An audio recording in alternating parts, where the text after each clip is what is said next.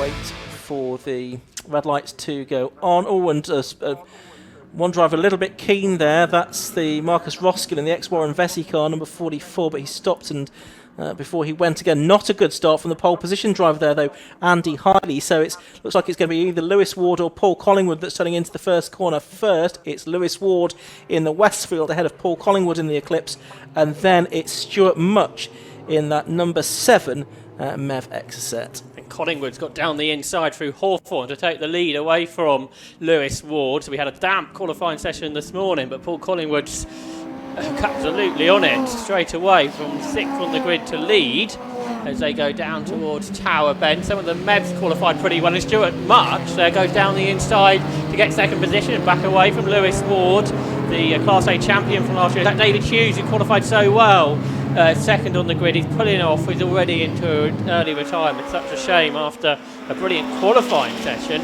but the Mev contingency is still being shown well from Stuart Much. I'm sure the cars have perhaps been upgraded a little bit since last year, so they're pretty quick. But Lewis Ward, the Class A car, tries to come down the inside, can't do it. The Class A for the more powerful cars. The Mevs have their own cars in Class C, but this is all really allowing Paul Collingwood, who had a really good end to last year, winning 5 races. He's pulling clear early on as Andy Hiley gets back ahead of his main rival from last season, Lewis Ward.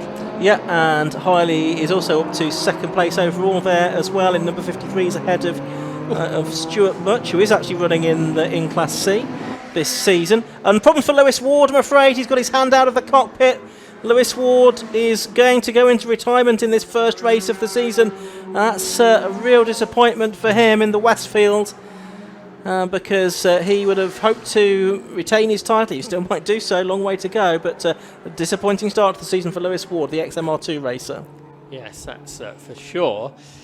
Paul Collingwood's 5 seconds clear of Andy Hiley, so Andy Hiley's going to have to do a big old chase for the remainder of this 15-minute race. There's Rob Johnston just flashing through, who I think you spoke to earlier. Rob goes side by side with Darren Berris returning. Darren out in the past. Anton Landon there, who's been a front runner as well. He's battling with Stuart Much as they go through the S's. Anton Landon was the Class A champion back in 2015. Such an experience driving this category. There's Rob Johnston though, who I think was talking about perhaps making this his last season in circuit racing, but we shall see. We shall indeed. Yes, it's certainly something he alluded to, but we'll see. Good to see him back out here. This car, the ex-Mark Conway car, it's built for Mark, who ran it with a Honda engine, a Ford Duratec engine in it again now for Rob's use. He's very experienced in this category as well. There's the Sienna, that's Anton Landon, number 64, going around the outside of Stuart Much to take 3rd place away at the end of lap 2 of the race. New lap record for Paul Collingwood. He goes 100th of a second under Lewis Ward's record from last year, a 1:25.92. But importantly, he's a lot faster than Andy Hiley still, to extend his gap out to over 6 seconds. Yeah, that's something of a surprise, isn't it? Because Hiley has been a benchmark in sports specials and in Class A for quite a few years. But as you say, Collingwood did come on very strong towards the end of last season. So clearly some developments that he's done possibly have really just worked a treat. Yeah, absolutely. He's modified that car quite a bit over the last couple of years. There's Rob Johnston, though, the driver from Staffordshire, working his way through Tower, and he's really pulled away from Darren Berris since passing him. He's in 5th, but let's have a look at the Class B cars a little bit further down the order. At the start of the lap, it was Doug Hanna's Pro Comp who led Andrew Hayward and Martin Hayward. This is the battle a little bit further back. Marcus Roskill there, different car this year, isn't he? Yeah. Out in a Silver Phoenix. Yeah, and that's the ex-Warren Vesey car, who's always been quick in that. And when I spoke to Stuart Thompson earlier on, he thought that Marcus might be one of his main challenges. But actually, they've both got 4 cars in that class ahead of them. Douglas Hanna, Andrew and Martin Hayward, and Colin Benham, who's another former champion, all a little bit further up the road in Class B, which is for the slightly less powerful cars. We've had Paul Collingwood had a moment at Sunny, and that has cost him dear because he was 6 seconds or more clear. He's now dropped down to 2nd place, and it's Andrew Heine that's therefore taken the lead of the race, Josh. Yes, and he's 2 seconds ahead, so can Collingwood close that gap back down as we watch this battle, still involving last year's champion there, Stu Thompson, number 1, the driver from Suffolk in the X. Oh, and he's had a big contact there with 70. I'm afraid Trevor Harbour's Caterham was launched into the air, down into the hairpin, which did involve Stu Thompson, who's lost his front left mudguard, but luckily that car didn't go over, and that means Trevor Harbour can get to a place of safety with the marshals. So there's the 40 car of Darren Berris in his V8 Westfield. We've seen him competing, of course, in the Armed Forces Race Challenge in the past, as well as Sports Specials. He's been racing for 16 years now, driver from Navanby, 52 years of age. Here's the battle for the lead now. It looks like Collingwood has indeed caught Andy Hiley once again, but they're about to come into a yellow flag zone here. That's for Trevor Harbour's. Oh, the yellow flag's just gone in as they arrive at that point. So it's Hiley and Collingwood, nose to tail for the lead of the race, Josh. They are at the end of lap number 4. Yeah, the marshals checked Trevor Harbour's car out and said it looks all good, so he's carried on racing, and that's why the yellow flags could be withdrawn. But Paul Collingwood has got lots of power in this Honda K20 engine Eclipse. He looks to the outside of Hiley, who's going to brake later here into Clairvaux. Paul Collingwood chops across the front of Hiley, takes the lead in a pretty spectacular move around the outside of Clairvaux, and these cars are really quick. That was a big bold move, and immediately he gaps Andy Hiley. I think probably had to come out the throttle as he turned his way through Clairvaux, with Collingwood making that move. And already he's pulled out 6 or 7 car lengths over Hiley. They're just coming up to lap Trevor Harbour in that Caterham after he's rejoined the race. It's still, by the way, Anton Landon in 4th place. But talking of Trevor Harbour, and that he had that accident up at the hairpin, let's just have another look at that now. So this involves Stuart Thompson. So you've got Harbour in the number 70 car, and he just sort of moved across. Perhaps he didn't quite realise that Stuart Thompson was behind him there, and there was a collision. Thompson has been able to continue, as ultimately has Harbour. It was quite spectacular, but fortunately no lasting damage, I don't think. Something to check over maybe after the race. That's the 44 car that we're watching then at the moment. That's the Marcus Roskill Silver Phoenix with its Ford Z-Tech engine in it, and he is running in 5th place within Class B and 13th position overall. Yeah, it's quite a good battle this, isn't it? It's been going on for a while, and the MEV there trying to make the move. That's Gerard O'Donoghue, who can't quite make it done, the driver from Northamptonshire.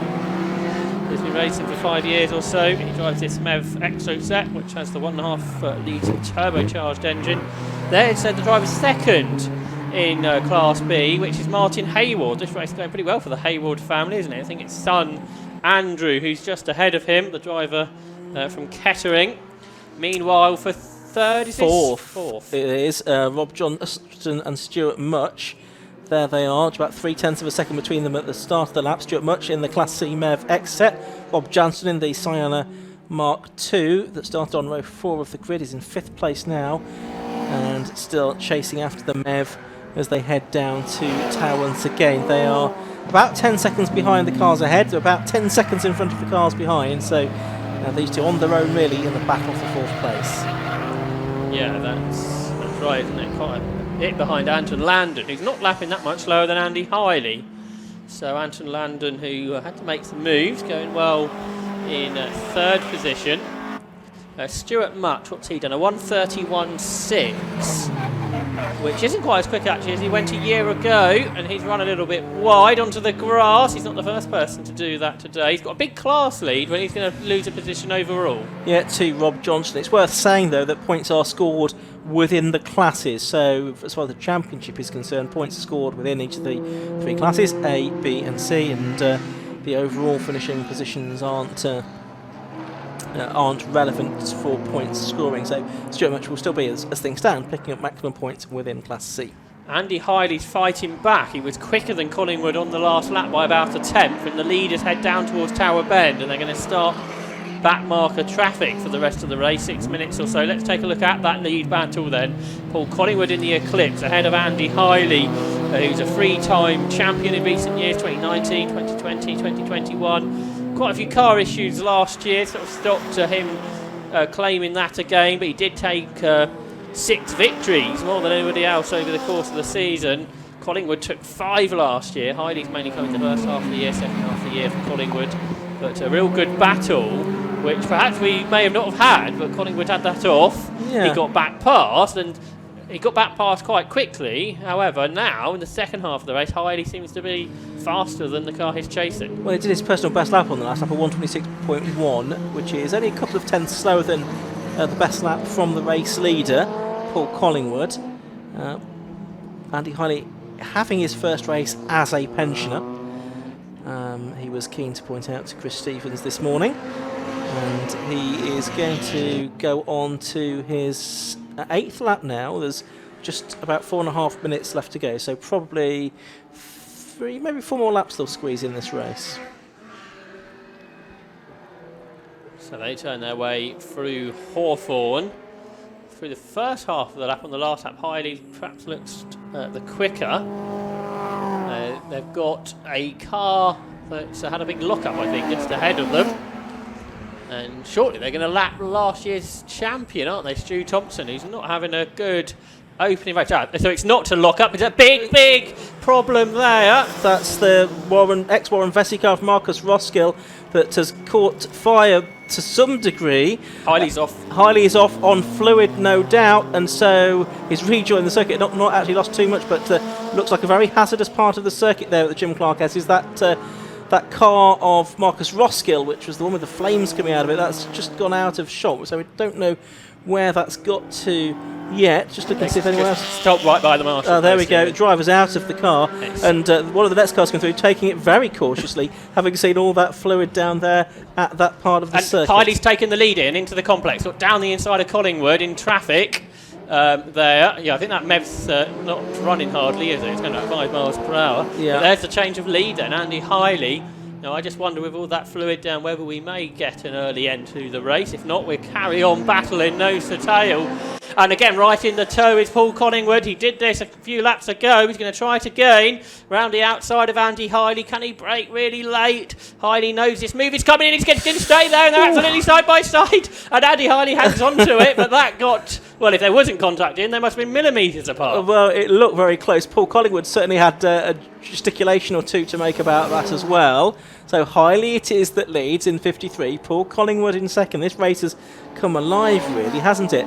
Third is still number 64, Anton Landon. Fourth is Rob Johnston, number 82. Fifth is number 7, Stuart Murch. Sixth is number 40, Darren Berris. And then it's the Class B lead, which is the 158 car of Douglas Hanna, the Pro Comp LA Gold. And there you briefly had a shot of the car that had stopped on the circuit, Marcus Roskill, who had those issues. He did a really good job to keep it out of the tyre stack, didn't he? Yes. Because that's what I thought may occur, but he did a good job not to allow it to do that, and then safely guided it to a marshal post, car 5 put out, and what looked like it was going to be a real drama, it hopefully hasn't come into anything too significant. But Hiley now is ahead, perhaps a bit more confident on the perhaps new track surface, slightly slippery in places. Well, the last lap was 7 or 8 seconds slower than the best laps that they were doing, so that tells you something. Let's just have a quick replay of what went on up at the S's a moment ago. Here it is, Josh. Yeah, you can see a big blow up. I saw the smoke at Tower, but it came a lot more, and then a big flames. And how close was the driver there, Marcus Roskill, to making contact with the tyre stack? And then behind, you can see Andy Hiley going off the road. We've got the checkered flag out, by the way, so we thought this race might end early. The checkered flag has come out, but you can see Andy Hiley went off, but obviously quickly back up to speed and was able to pass Paul Collingwood into the complex, which ended up being the winning move. Yeah, so with the fluid down, I think the decision made to flag the race early. So Andy Hiley it is that has taken the win then by 9/10 of a second from Paul Collingwood in second. Anton Landon third. Rob Johnston is going to come up to the line next. He is going to take fourth. There he is. Not too far ahead of the Class C winner, Stuart Murch.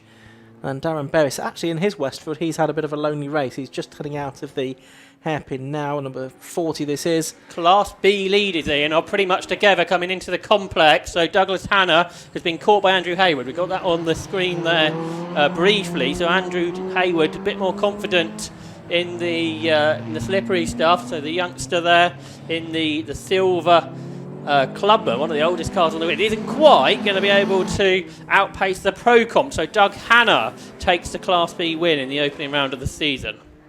He does indeed, and only by a matter of less than well, 1.3 seconds it was in the end.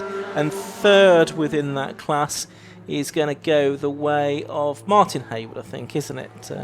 So they were ahead of that drama a bit further back. When we saw Marcus Roskill have that off, we also saw Alan Robinson getting a bit crossed up on whatever fluid had been spilt there in that incident. So that's the Freaky Parts Sports Specials Championship, brought to a slightly premature conclusion because of the treacherous track conditions there. So the officials will be on hand to deal with that. Let's have a look at the result though. 53, the race winner then, Andy Hiley, completing 9 laps. And he was 0.95 seconds clear of number 11, Paul Collingwood, in second place. In third place and completing the overall podium, number 64, Anton Lanton. Fourth was 82, Rob Johnston, tilting for the championship this year. Fifth, number 7, Stuart Murch, last year's Class C champion, getting off to a winning start this year. Sixth, number 40, Darren Berris. Seventh, 158, Douglas Hanna, winner of Class B, head of 27, which is Andrew Hayward. Mickey Scott, number 58, is 9th. And 65, Martin Hayward, rounding out the top 10. And then Colin Benham, Gerard O'Donoghue, Alan Robinson and Stuart Thompson, last year's champion, back in 14th.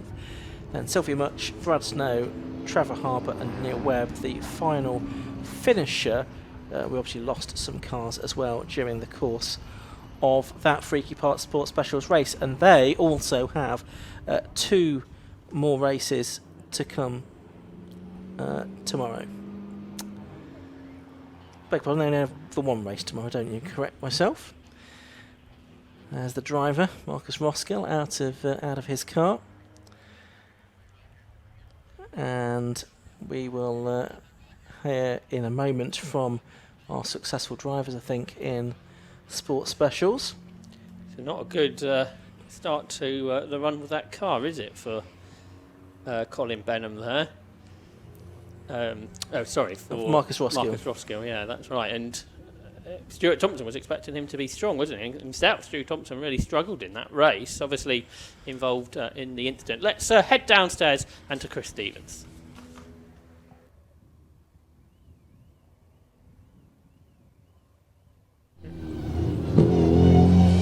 Well, the Freaky Parts Sports Specials Championship first race of the season goes to Andy Hiley. I mean, that was some incredible fight that we saw out there with Paul Collingwood. Yes, he was going mighty well this afternoon, so having to work hard for it, yeah. Back markers played into my hands. Yeah, so it went well. To say we've got 1 wet on the back because we found we had a failure with the rim last minute, so we hadn't got a spare on the rim, so we had to put a wet on it. That'll be ghost now, I think. So it was getting a bit difficult towards the end. It wasn't stopping in a straight line. It was squirming around quite a lot, but we managed it. And despite that, it still seemed that you had maybe a slight pace advantage in the complex, it seemed. Paul seemed to have the advantage on the straights, but you were able to make up for it elsewhere. I was making up for it in the complex a little. Yeah, I was making up for it a bit on the brakes as well. Yeah. So can we expect more fights like this throughout the season? It's looking that way, isn't it? Eh? As long as the old man can manage it. Yeah. Yeah, exactly. First race as a pensioner. You're very eager to point that out to me this morning. So you've started your life as a pensioner in fantastic style. Yep, absolutely. First time as a pensioner. Win. I'll take that. Awesome, right? We look forward to seeing you out in race number 2. Let's go and have a word with Stuart Much. You had a bit of a moment out there, but you still came away with the class win. Yes, yeah. There was I think we were coming around to catch a back marker, and he just didn't use his mirrors, so I went right and then left, and he sort of stayed where he was, and I had to go off, which sort of ruined the battle I was having with Rob Johnson. Me and him were tussling really well. Obviously not for position, but for track position. But yeah, it was a good race. We had a good result. The car held up well. The BS Motorsport gearbox stuck together, which is more than can be said for the old Mazda box. So yeah, we're very happy. It's great that you can still have fights with other cars, even though it's not technically for position or for points, but you still put on a good show. Yeah. It's always nice to have a race, regardless of where you are on the track. Just having somebody that you can battle with, and Rob is a good hard racer. We've raced together for quite a few years now, and we gave each other just enough space to not cause any incidents, but enough to push the other person on. Great stuff. Well, we look forward to seeing you out in race number 2 later on.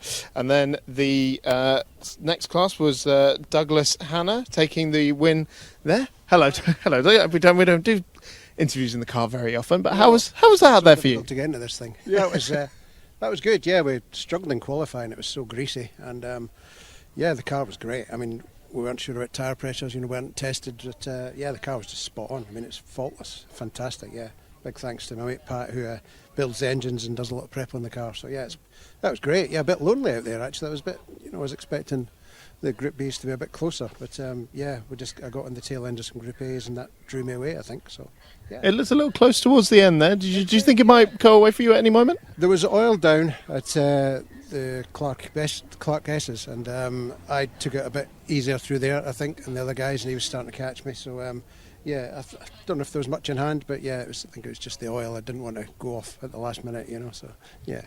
Yeah, always better safe than sorry. Cool. Yes, yeah. All right, well, we'll see you out there in race number 2. Let's go back up to you, Ian and Josh, because coming up next, it is the Tequila Road Sports Series.